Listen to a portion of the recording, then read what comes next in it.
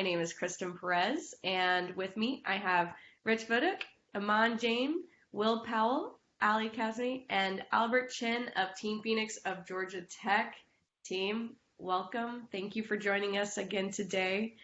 For those who may now just be tuning in, as a little backstory, after nearly a year, possibly more, of prep work, over 6 months of training, and 4 days of nonstop competition, Team Phoenix has competed in and finished in the 2020 Supercomputing Conference Student Cluster Competition.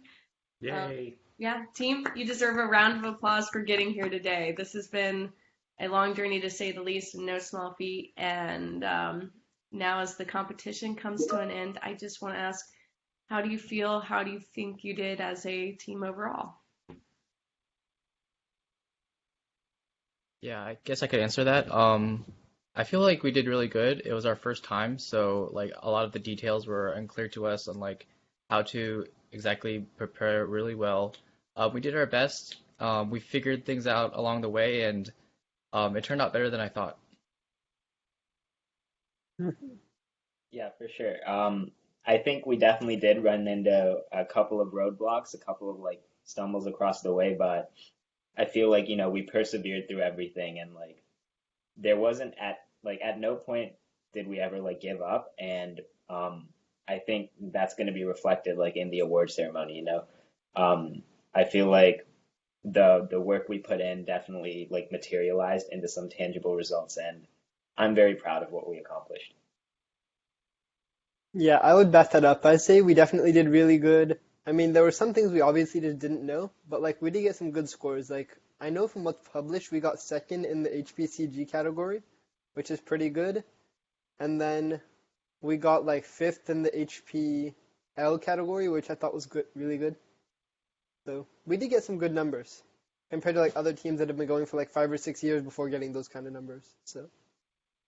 Well, that's amazing. And hi, Marissa's just joining us. Welcome, Marissa. Hi. So we're just recapping, and I'm hearing the trials and tribulations of these past 4 days. The team did amazing, especially this being what more or less the first time you all have kind of come together to work in this competition. I heard that there was, let's see, Ali and Aman and Albert mentioned some kind of more or less roadblocks. Were these things that surprised you? And if so, what was it that what was it that were the things that you were having to work through that you may not have been anticipating? Oh, you can go ahead. Oh, okay. Like one of the issues I ran into was just dealing with large clusters on Azure. I think during our budget or during our training period, like a lot of the budget I used was on smaller clusters, and so I ran into issues spinning up larger clusters that I hadn't encountered before. And then like given like the sheer size of some of the test cases I was running, like I ran into some problems with like, storage that I also hadn't seen. So definitely like there are very novel problems that we ran into that we kind of had to push through together.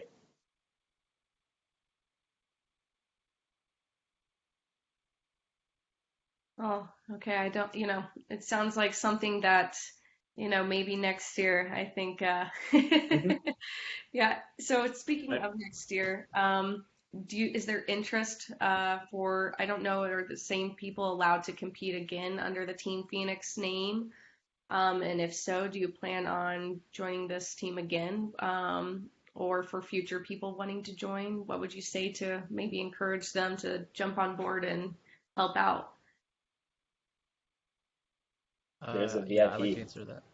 Yeah, there's a VIP class. Uh, and it's something I'd be interested in doing in the future. And for anyone who like wants to join, it's like a lot of fun because you get to work with really powerful hardware.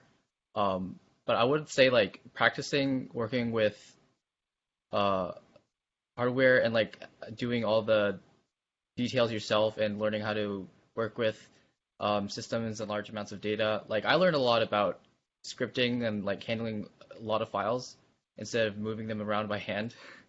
Like and like all these small details are really useful in the real world too. So um, supercomputing has like skills that you need that extend past just this kind of competition stuff. Yeah, kind of expand on that. Like, I definitely am looking forward to like next year. I don't know. Like Vijay was mentioning how like you can get hooked to it, and like I definitely want to keep going with it. Um, Going back to like what Albert was saying, yeah, like you definitely like it's like for your CS education, it's like applying like a lot of like the very technical skills of your education, and it's very helpful, especially if you're taking like 2110 at Georgia Tech or 2200. Um, it like relates so well, and I feel like if you kind of come in with a VIP or to the competition like without that 2110 or 2200 background, it's like it's overwhelming. So I do recommend for students who are interested in this to like have some systems background. So it's a little less, like daunting. One thing, sorry if I can jump in, one thing I'll add about the class that I learned is I think there are a lot of things that we didn't do in the class that we should have done, and things we did in the class that probably we could skip next time around. Now that I've seen, this is my first time too, watching a team go through this process. So I think there are a lot of changes. But in the spirit of the VIP class that everyone's been talking about, the idea there is, it runs for multiple semesters across multiple years, and that the students who start as kind of rookies one year become the veterans and the mentors in the next year. So although no pressure for anyone on the call, I think we would really love to have you back and serve in this mentor role and really shape this class to be something that can produce, an even higher ranked and hopefully sometime in the near future, a winning team in a future competition. Beautifully said, Rich. We'll look forward to seeing what happens next year. And for those who are tuning in, I will be happy to drop the VIP link down below. Now, team, we'll wrap up this interview. I know you all are probably tired after these past 4 days. I don't want to keep you on longer than need to be. A final question would just be, besides the learning curves and the class itself, do you think that how has this experience changed you as a teammate or researcher within a team? Do you think that's changed those skills specifically? I think for anyone who's like participated in team events, like team sports, things like that, a lot of those skills are directly transferable. And like being a part of a team is something that personally I feel like you just continue to improve on as you go through your career, through your life. And like, those skills are directly applicable. Like it's about accountability. It's about, being there for your teammates and helping out when needed. It's about like you have to like sort of abandon the sense of like individualism and instead like work towards a common goal. And all those things were present in very important student cluster competition. I also like to add, like, even the time pressure, like, it's like the pressure that is what comes and kind of pushes you to improve as a teammate instead of just trying to tackle things on your own. I think that's like one thing I improved on is sometimes when you get stuck and you want to be like an individual problem solver, it doesn't work in a team setting because that's just like wasting time. So yeah, it really improves like Aman said, your sense of like as a team. It really builds that and improves like, it applies to the real world situations where being a teammate is more important than being an individual contributor. Yeah. I want to mention that like, it was virtual.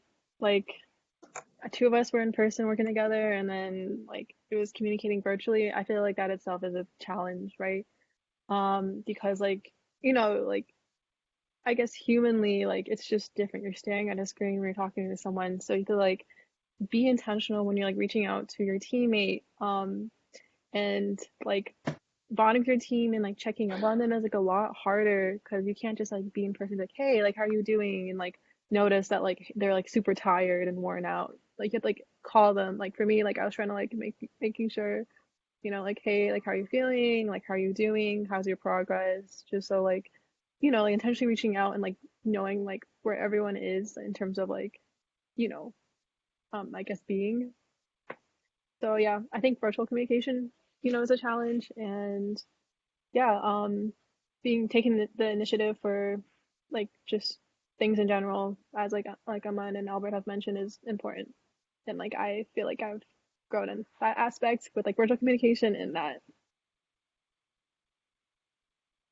No, those are entirely fair points, and I think that you all have not only had to go through the gamut of having to overcome just, team dynamics and in this, extreme hackathon format, but to put it in a virtual format is just a compounded effort on top of itself. Hey, it's 2020. What do you expect? Yeah. Hey, 2020 put everybody to the limits, and I think everybody's coming out stronger for it. So cheers to cheers to everybody. Now, Vijay, you just joined us. I wanted to ask one final question. For those who are interested in possibly joining the VIP class or sticking around, this is your first time going through this as a coach rather than a teammate. Can you kind of tell us how has coaching been for you? How was that meeting your expectations, or did it just blow the lid off anything? Well, so yes, you are right in that this is my first time being an official mentor for the team. But in the past, I was the kind of the coach for my previous team as well. So I was kind of doing double duty in that sense. So actually, what happened was a lot of the things that I learned in the last 2 years of starting the club at BU kind of carried over very nicely. But it was enhanced by the support from the university itself. So that worked out really, really well. Like that was the only thing that was missing at the time that I felt that we would have loved to have. And now that we have that at Georgia Tech, it really helped like cultivate the team with the support that we needed. So that's kind of what expected my expectations in a way. And the other thing that exceeded my expectations was, of course, the team members themselves. Like everyone here is a sophomore, whereas in the past I've mostly worked with juniors and seniors. So it's extremely impressive to see what the team has been able to achieve as a full first-time team, which is probably one of the youngest teams at this year's competition as well. So those two things have made me really happy, I would say, for sure. Yeah, I wanna jump in and echo the strength of the team. These are by far kind of the smartest and also the most fun and kind of funniest group of undergrads I have ever interacted with in my 13 years at Georgia Tech. Like bar none. I learned, for example, what a POG is. Actually, I don't think I really know what a POG is, but I think I kind of have the basic idea, so that was fun. But anyway, I learned a ton, probably as much. Well, no, I didn't learn as much as these guys because I didn't do any work. But I do appreciate what I was able to learn through them. So yeah, really, really fantastic team. Hey, that's amazing. I do have to ask, what is a POG? Are we allowed to say that? I don't know. It's probably It's a something. meme. It's It's a whole history lesson. Okay. All right. I think The it's not acronym safe stands for for no. The acronym is very much safe for work. It stands for play of the game. Okay, there we go. Yeah, as in like, oh, you did something awesome in that sense. Okay. Yeah. All right. Well, hey, team, we'll wrap it up now. I don't want to keep you too long. Amazing job. Thank you for letting me go through this journey with you as well. This has been an honor to watch and participate in, and yeah, I can't wait to see what hopefully some of you, maybe all of you, do next year as well. And just for those who also want to join and watch the final results of the Supercomputing Cluster Competition awards ceremony, it will be November 16th. Oh, yes, November 16th. From 12 to 1:30 p.m. Eastern Standard Time. You can find the link on the Supercomputing Conference homepage. All right. One more. So can I add one more quick thing? Absolutely. I also want to thank our team sponsors. So Penguin Computing made a very generous donation, which paid for a bunch of things, including T-shirts and some contributions to food and other stuff.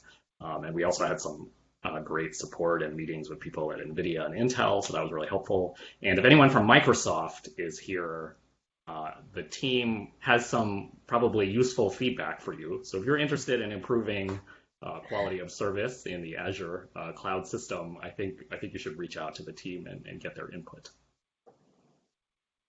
Awesome. All right. Well, thank you, everyone. Take care, and we'll see each other again soon, hopefully. Thank you. Bye. Thanks, Kristen.